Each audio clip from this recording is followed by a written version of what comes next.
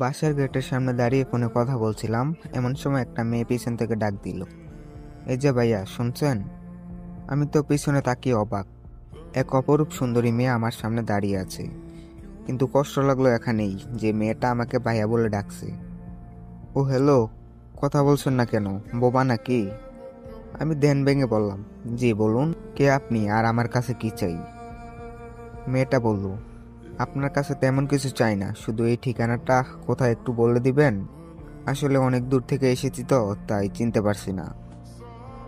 আমি মেয়েটার হাত থেকে কাগজটা নিলাম। কাগজে লেখা ঠিকানা দেখে তো পুরো অবাক হয়ে গেলাম। এটা তো আমাদের বাসার ঠিকানা, কিন্তু মেয়েটা আমাদের বাসায় কেন আসছে? কে এই মেয়েটা? অবস্থা সুবিধা ঠেকছে না। আমি বললাম, এই ঠিকানাটা? মেয়েটা বলল, জি চিনেন? আমি বললাম, চিনব না কেন, অবশ্যই চিনি। মেয়েটা বলল, তাহলে বলেন ঠিকানাটা কোথায়? আমি বললাম, ঠিকানাটা বলছি, তার আগে বলেন আপনি এখানে কেন যেতে চান? মেয়েটা বলল, সেটা আপনাকে কেন বলতে হবে? আমি বললাম, এমনি, বললে বলেন, না বললে আমি চাই। মেয়েটা বলল, আচ্ছা ঠিক আছে বলছি। এটা হলো আমার হবু শ্বশুর বাড়ি। কথাটা শুনে আমি পুরোই শট খেয়ে গেলাম। আপনার হবু শ্বশুর বাড়ি মানে? কে আপনার হবু জামাই? মেয়েটা বলল, এই বাড়িতে তো একটাই সন্তান আছে, আবির। এটাও কি জানেন না? আমি বললাম, জানি তো, কিন্তু আপনি আবিরের হবু বউ? মেয়েটা বলল, উফ, কত কথা বলছেন, আমাকে ঠিকানাটা বলেন, আমার অনেক দেরি হয়ে যাচ্ছে। আমি তো পুরোই টাসকি খেয়ে গেলাম। মেয়েটা বলে কি সে নাকি আমার হবু বউ, অথচ আমি তাকে এর আগে কখনো দেখিনি বা চিনিও না। মেয়েটা কি ফাইজলামি করছে নাকি? মেয়েটা বলল, ও হ্যালো, কিছু বলছেন না কেন? আমি বললাম, আপনি আমার হবু বউ আর আমি জানি না, মনে মনে বললাম। মেয়েটা বলল, কিছু বললেন নাকি? আমি বললাম, কই কিছু না তো। ও হ্যালো, আপনার ঠিকানা বলছি। আপনাকে এই ঠিকানা যেতে হলে প্রথমে এখান থেকে একটা রিক্সা নিতে হবে। রিক্সাতে উঠে বলবেন 3 মাথায় যাব। 3 মাথায় গিয়ে রিক্সা থেকে নেমে হাতের ডান দিকে একটা রাস্তা পাবেন, সেখান থেকে একটা রিক্সায় উঠবেন আর বলবেন 4 নম্বর সেক্টরে যাব। তারপর 4 নম্বর সেক্টরে গিয়ে দেখবেন হাতের বাম পাশে দোতলা একটা বাসা আছে, ওটাই আপনার হবু শাশুড়ির বাড়ি। মেয়েটা বলল, আল্লাহ, এত দূরে? আমি মনে মনে বললাম, শোনা যাও, তারপর দেখবে মজা। মেয়েটা বলল, আবারও কিছু বলছেন নাকি? আমি বললাম, কই কিছু না তো। আচ্ছা, আমার কাজ আছে, আমি আসছি, আপনি ঠিকানা মতো চলে যান। মেয়েটা বলল, আচ্ছা ধন্যবাদ আপনাকে আমাকে সাহায্য করার জন্য। আমি মনে মনে বললাম, আর ধন্যবাদ, পরে যে আমাকে কত বকা দিবেন তা আল্লাহই ভালো জানে। মেয়েটা বলল, আমার মনে হচ্ছে আপনি আবারও কিছু বলছেন। আমি বললাম, আরে কিছু না, আমি গেলাম, ভাই ভালো থাকবেন। তাই বলে আমি বাসা থেকে চলে আসলাম বন্ধুদের সাথে আড্ডা দিতে। ও হ্যাঁ, আমার পরিচয়টা দেওয়া যাক। বন্ধুদের আড্ডাখানা যেতে যেতে আমার পরিচয়টা দিয়ে নিই। আমার নাম আবির আহমেদ, মা বাবার একমাত্র সন্তান। এবার অনার্স 2য় বর্ষে পড়াশোনা করছি। আমার জানা মতে মা বাবা আমার জন্য কোথাও বিয়ে ঠিক করে নাই, কারণ তারা আমাকে সবসময় পিচ্ছি পিচ্ছি বলেই সম্বোধন করে। কিন্তু আমার একটা জিনিস মাথায় কাজ করছে না, এই মেয়েটা কি যে আমাকে হবু জামাই বলে পরিচয় দিচ্ছে? আচ্ছা যাই হোক, সেটা পরে বাসায় গেলে দেখা যাবে। আপনাদের সাথে কথা বলতে বলতে আমি বন্ধুদের আড্ডাখানার সামনে চলে আসছি। রুবেল বলল, কিরে শালা, তোর বাসা থেকে আসতে এতক্ষণ লাগে নাকি? আমি বললাম, আরে আর বলিস না দোস্ত, বাসা থেকে বের হয়ে আমার সাথে যা হলো তোরা শুনলে তো টাসকি খেয়ে যাবি। বন্ধুরা বলল, প্রতিদিন তো একটা না একটা বাহানা শোনাসি। আচ্ছা ঠিক আছে, আজকের বাহানাটা বল শুনি। আমি বললাম, আরে শালা আগে শুনবি তো। বন্ধুরা বলল, বল শুনছি। তারপর আমি মেয়েটার সাথে ঘটে যাওয়া সবকিছু বললাম। সবাই শুনে আস্তে আস্তে শেষ। আমি বললাম, শালা তোরা হাসছিস? বন্ধুরা বলল, হাসবো না তো কি করব? যে ছেলেটাকে কোনো মেয়ে একবার তাকলে দ্বিতীয়বার তাকায় না, সে ছেলেটাকে হবু জামাই বলে সম্বোধন করছে, বিষয়টাকে হাসির নয়? তাই বলে সবাই হিহি করে এসে দিল। আমি বললাম, আরে শালা আমি কি জানি নাকি, আমি তো মেয়েটাকে চিনিই না। রিয়াদ বলল, আচ্ছা তোর এসব ফানি কথা আমাদের কোনো লাভ নেই, চল খুব ক্ষুধা লাগছে, সবাই মিলে কিছু একটা খেয়ে আসি। আমি বললাম, ঠিক আছে, আমারও খুব খিদা লাগছে, চল কিছু একটা খেয়ে নিই। তারপর সবাই মিলে একটা রেস্টুরেন্টে গিয়ে খাবার দাবার খেয়ে নিলাম। এরপর সবাই মিলে অনেক মজা করলাম এবং আড্ডাবাজি করলাম। সন্ধ্যায় বাসায় ফিরছি, আল্লাহ জানে কপালে আজ কি লেখা আছে। বাসায় কলিং বেল বাজাতে আম্মু দরজা খুলে দিল। আম্মু বলল, কিরে সারাদিন কোথায় ছিলি? আমি বললাম, কোথায় আর থাকবো আম্মু, বন্ধুদের সাথে আড্ডা দিচ্ছিলাম। আম্মু বলল, সারাদিন শুধু আড্ডাবাজি করলেই হবে? আমি বললাম, তো আর কি করব আমি? আম্মু বলল, বাসায় মেহমান আসছে, সেটা দেখেছিস?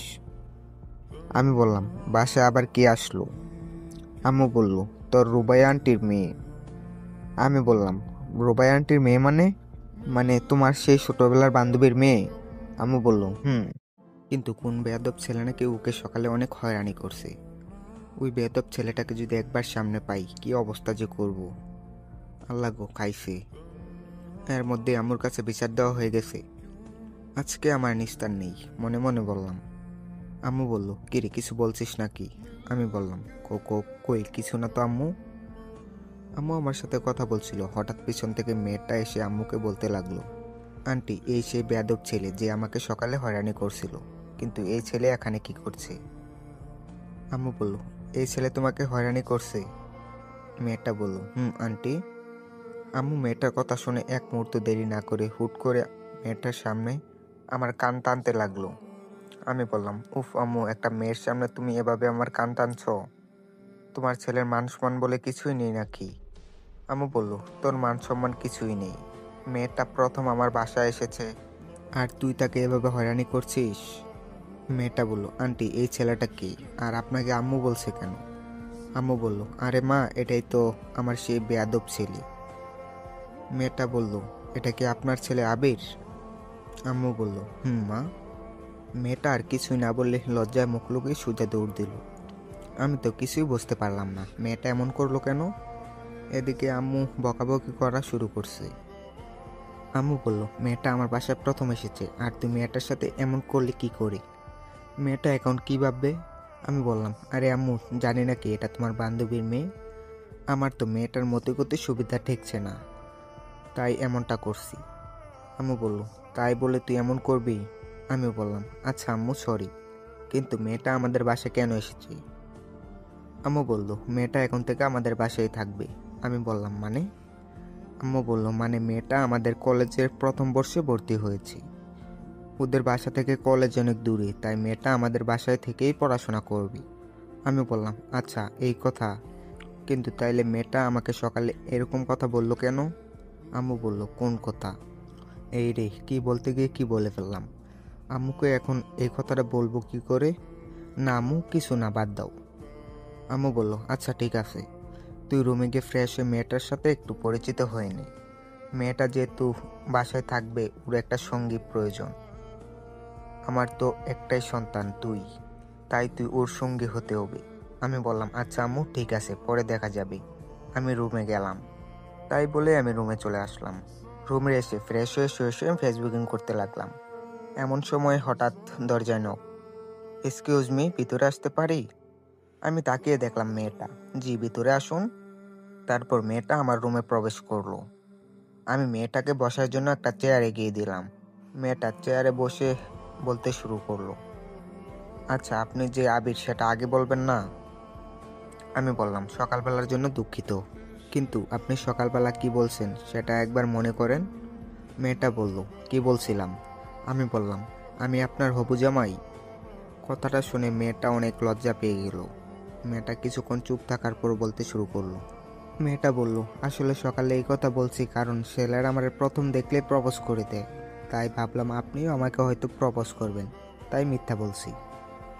আমার খাইয়া কাম নাই আপনার মতো মেয়েরে প্রপোজ করতে যাব। নিজের চেহারা আয়নায় দেখছেন, পেতনি একটা।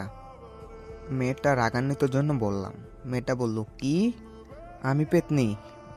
মেয়েটা প্রচুর রেগে গেল। আমি বললাম, আপনি পেতনি নয়তো কি? মেয়েটা বলল, আমি পেতনি হলে আপনি রামসাগর। আমি বললাম, কি? এই মেয়ে কি বলছেন? আমার তো প্রচণ্ড রাগ উঠে গেল। মেয়েটা বলল, উমা, কানে শুনুন না নাকি? বললেই পারতেন, আগে ডাক্তার দেখিয়ে নিতাম। আমি বেচকি কেটে বললাম, ও হ্যালো, কানে শুনতে পারবো না কেন? আমি ঠিকই শুনতে পারছি আপনি কি বলছেন। মেয়েটা বলল, ও আচ্ছা, তাহলে শুনতে পারছেন, আমাকে দ্বিতীয়বার জিজ্ঞেস করছেন কেন?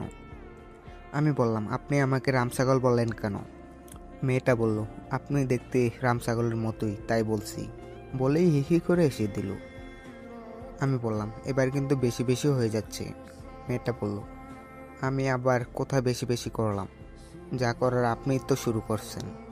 আমি বললাম, আপনাকে আমি। মেয়েটা বলল, কি প্রপোজ করবেন তাই তো? আসলে অসুবিধা নেই, আপনার মতো কত ছেলেই আমাকে প্রপোজ করলো। আমার কাছে অবশ্য আপনার কোনো পাত্তা নেই। আমি বললাম, ও হ্যালো মিস পেতনি, আপনার থেকে সুন্দরী সুন্দরী মেয়ে আমার পিছনে পড়ে আছে, আমি তাদের দিকে ফিরেও তাকাই না, আর আপনি? ইস, কত বড় একটা ফাপড়বাজি মারলাম। মেয়েটা বলল, আহা, সেটা চেহারা দেখলেই বোঝা যায়। মেয়ে কেন, একটা ছেলেও ফিরে তাকাবে না মনে হয়। আমি বললাম, আপনি আমাকে চ্যালেঞ্জ করছেন?